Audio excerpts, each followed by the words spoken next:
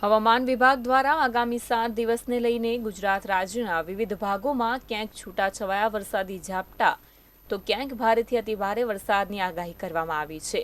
ત્યારે ગુજરાતના દક્ષિણ ગુજરાત અને સૌરાષ્ટ્રમાં ભારેથી અતિભારે વરસાદની આગાહી વચ્ચે રાજ્યમાં આજે નવસારી શહેરમાં વહેલી સવારથી જ ધીમી ધારે વરસાદ વરસ્યો હતો। સવારે 6 વાગ્યાથી અત્યાર સુધી નવસારીમાં 1.5 ઇંચ વરસાદ નોંધાયો છે। નવસારી શહેરમાં આવેલા સ્ટેશન, મંકોડિયા, જૂનાઠાણા, ડેપો, ગ્રીડ સહિતના વિસ્તારોમાં વહેલી સવારથી જ ધીમી ધારે વરસાદ વરસી રહ્યો છે। તો જલાલપોરમાં 20 મીમી, ગણદેવીમાં 19 મીમી, ચીખલીમાં 19 મીમી અને વાંસદામાં 3 મીમી જેટલો વરસાદ વરસ્યો હતો।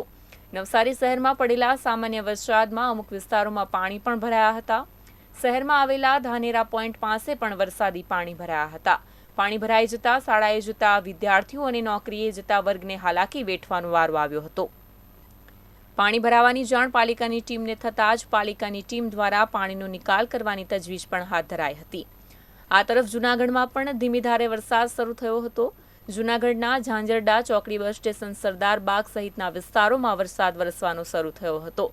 શહેરમાં સવારથી જ વાદળછાયું વાતાવરણ જોવા મળ્યું હતું। ત્યારબાદ અમરેલીની વાત કરીએ તો અમરેલી પંથકમાં પણ મેઘરાજા મહેરબાન થયા હતા। અમરેલી શહેર સાથે ગ્રામ્ય વિસ્તારોમાં પણ વરસાદ નોંધાયો છે। અમરેલીના નીચાણવાળા વિસ્તારોમાં થોડાક વરસાદે પાણી ભરાઈ ગયા હોવાનું સામે આવ્યું છે। અમરેલી સાથે જિલ્લાભરમાં વરસાદી વાતાવરણ વચ્ચે ઠંડક પ્રસરતા લોકોએ ગરમીથી રાહત મેળવી હતી।